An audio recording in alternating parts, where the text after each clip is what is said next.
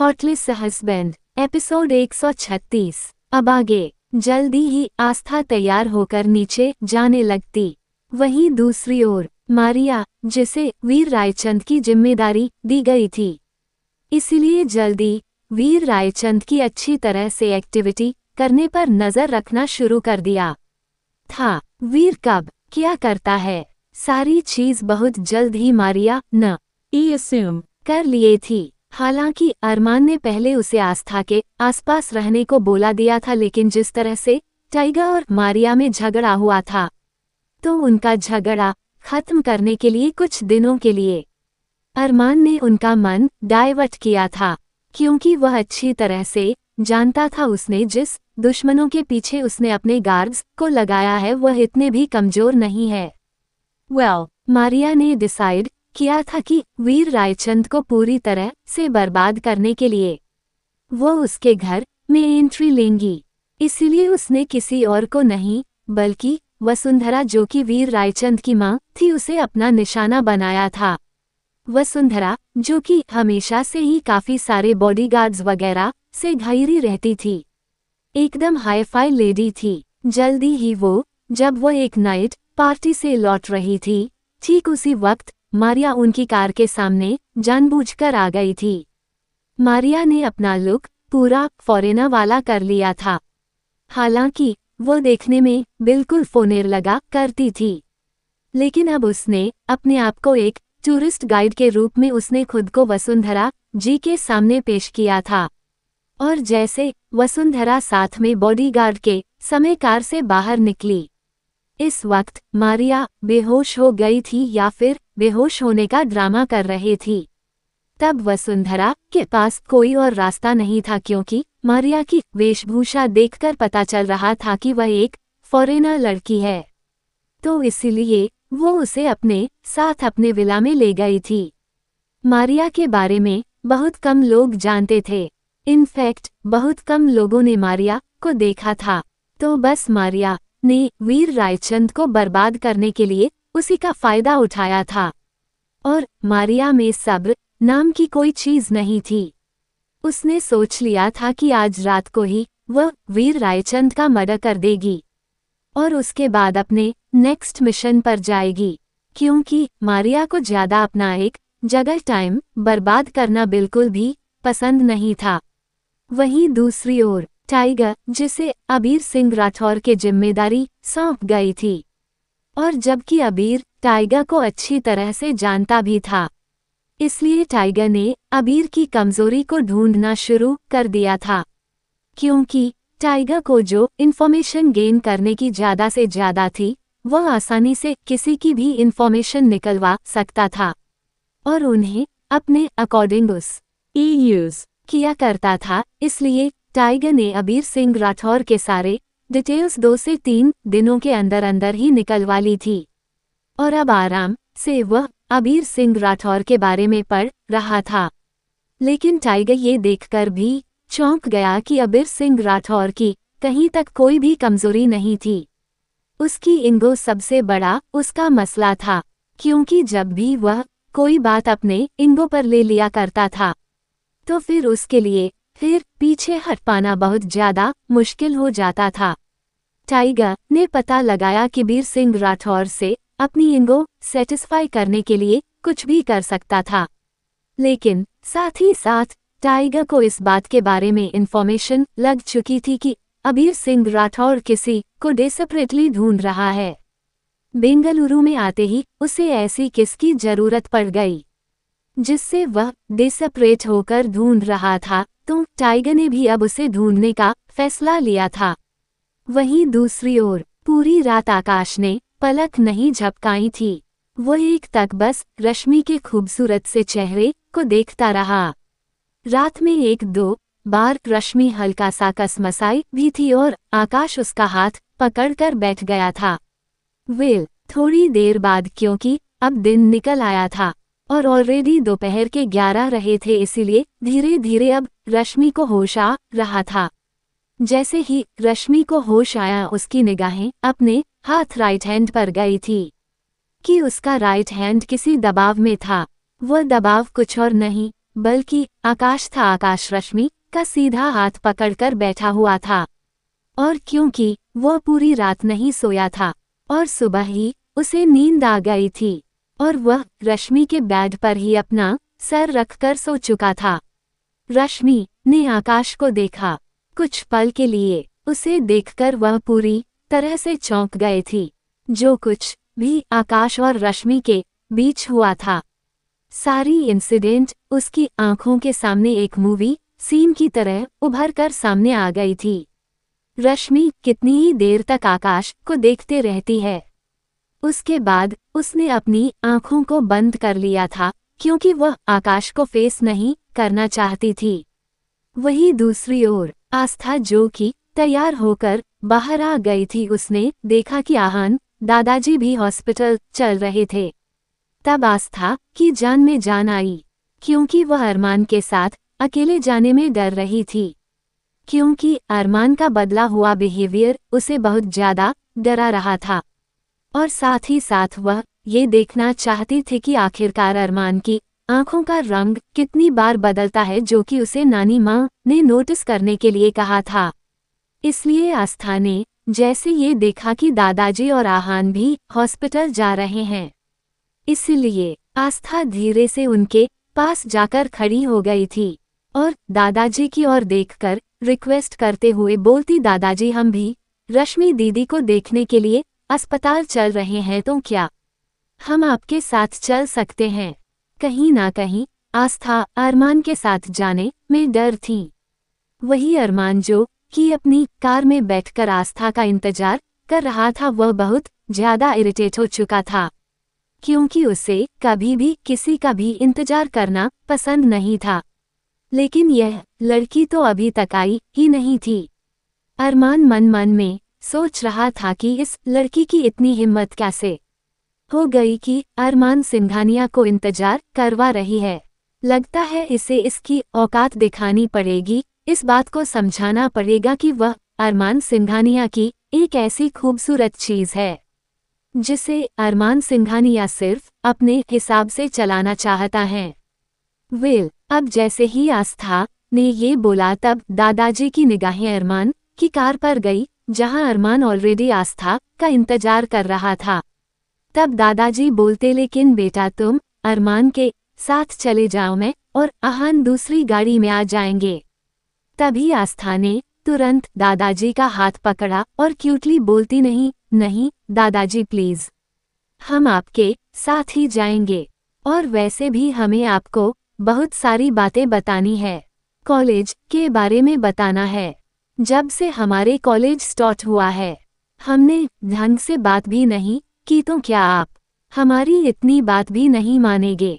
अब जैसे ही आस्था ने मासूम सी शक्ल बनाकर दादाजी को फ्रेम किया, दादाजी तुरंत बोल पड़े, अच्छा अच्छा ठीक है। तब वह आहान की ओर देखकर बोलते हैं, आहान एक काम कर, तू अरमान के साथ कार में चला जा, मैं और आस्था बेटी दूसरी कार में आ रहे हैं। ठीक है, ऐसा बोलकर दादाजी ने आस्था को लेकर दूसरी कार में बैठ गए थे, और उनकी कार वहां से अरमान की कार से आगे खड़ी हुई थी, तो वह चल भी दी। वहीं अरमान का ध्यान उस वक्त फोन की स्क्रीन पर था, जहां पर वह टाइगर और मारिया की डिटेल्स चेक कर रहा था, क्योंकि भले ही उसने टाइगर और मारिया को अपने दोनों दुश्मनों के पीछे लगाया हो, लेकिन उसने यह उन्हें सजा देने के लिए किया था। अरमान अच्छी तरह से जानता था कि टाइगर और मारिया दोनों को इस तरह से झगड़ा नहीं करना चाहिए था, और वह ये भी जानता था कि दोनों ही एक दूसरे को बचपन से प्यार करते हैं, लेकिन दोनों अपने घमंड और ईगो में कभी भी इस बात को एक्सेप्ट नहीं करेंगे। इसलिए अरमान ने उन दोनों को सजा देने के लिए दोनों को ही अलग अलग दुश्मन के पीछे लगाया था। अरमान को काफी देर हो गई इंतजार करते हुए, और आस्था दादाजी के साथ कार में ऑलरेडी चली भी गई। तब अरमान को इंतजार करते हुए काफी इरिटेट होने लगा था, तो इसलिए उसने सोचा लगता है कि उसे आफत को गोद में उठाकर यहाँ लेकर आना होगा।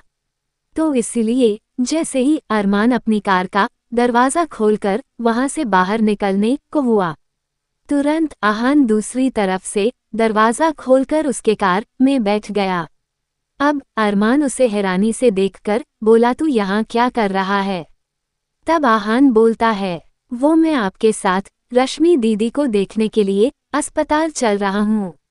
वो एक्चुअली दादाजी ने कहा है कि वो आस्था भाभी के साथ हॉस्पिटल जा रहे हैं, तो और मैं आपके साथ चला जाऊं। अब अरमान ने जैसे ही ये सुना उसकी आंखें एकदम से ही लाल हो गई थी और वह बोलता है, क्या मतलब है तुम्हारा?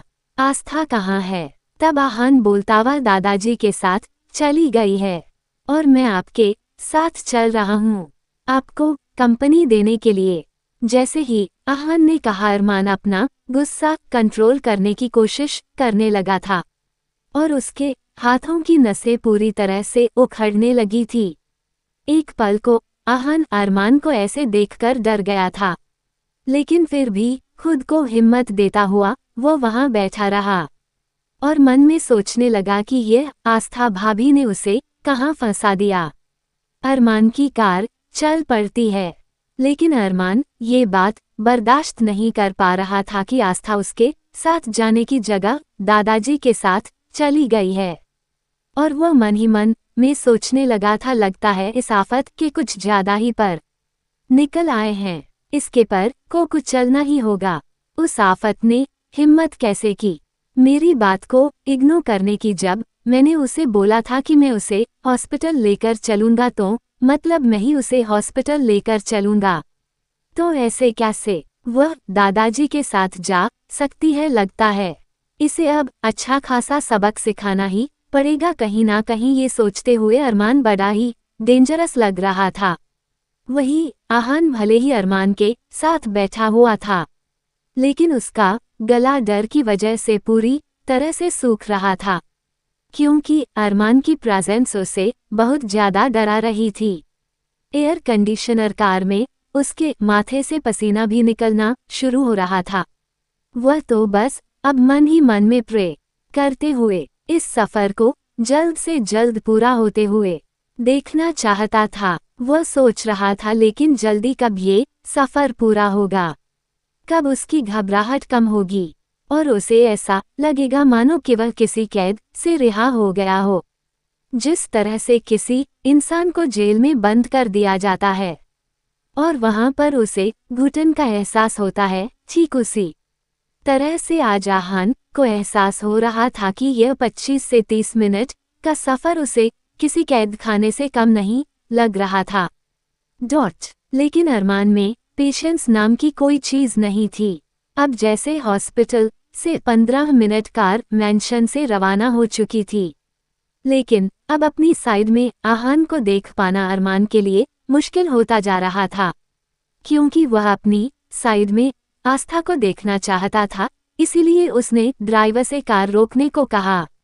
अब आहान सवालिया नजरों से अरमान की ओर देखकर बोलता, क्या हुआ भाई? अभी तो हॉस्पिटल नहीं आया है और अभी 15 मिनट का रास्ता और शायद उसके बाद ही हम अस्पताल पहुंच पाएंगे। तभी अरमान ने बिना आहान की ओर देखे बोलता, get out from the car right now. अब जैसे ही अरमान ने बेहद कोल्ड वॉइस में आहान को ये बोला, आहान की आंखें हैरानी से फैल गई और वह बोलता, लेकिन भाई अब बीच रास्ते में मुझे क्यों छोड़ रहे हैं? आप भी तो हॉस्पिटल जा रहे हैं ना, तो प्लीज मुझे साथ लेकर चलिए। तब अरमान ने आहान की बात का कोई जवाब नहीं दिया, बस केवल अपना एक हाथ को पंच में बनाते हुए सीट पर रख दिया था। अब तो और आहान ने देख पूरी तरह से डर गया। उसके बाद उसकी हिम्मत ही नहीं हुई कि वह अरमान को कुछ कह सकें, इसलिए मजबूरन वह फटाफट से उस कार पर से उतर गया था और जल्दी ही कार उसकी आंखों के सामने से धूल उड़ाती हुई चली गई थी। तब वो बेचारा सा मुंह लेकर रह गया था, लेकिन तभी एक बुलेट 100 के रफ्तार से आहान के ठीक बराबर में से होकर गुजरती हैं और अचानक बुलेट के आने पर आहान पूरी तरह से सहम गया था और वह अपना बैलेंस नहीं बना पाया और वह सड़क पर ही गिर गया। और तब वह गुस्से से उस बुलेट की ओर देखकर बोलता, रुक। मुंह छुपाकर का भाग रहा है, रुक अभी बताता हूँ तुझे। ऐसा बोलकर आहान के हाथों में एक पत्थर लगा। उसने वह बुलेट सवार की ओर फेंका दिया था।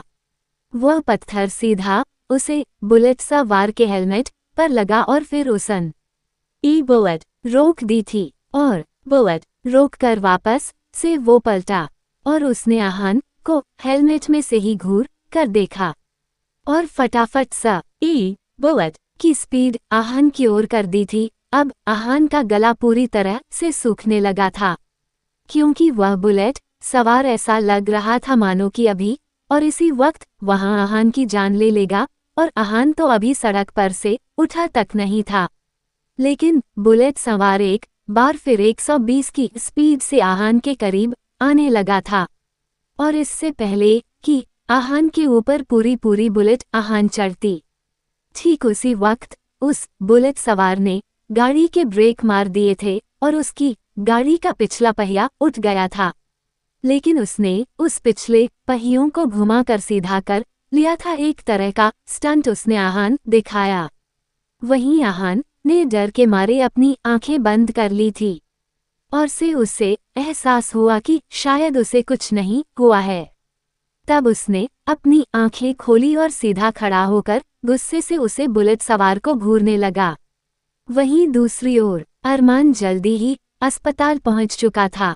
उसने कार की स्पीड इतनी ज्यादा करवा दी थी कि अरमान की कार दादाजी की कार को मैच कर गई थी।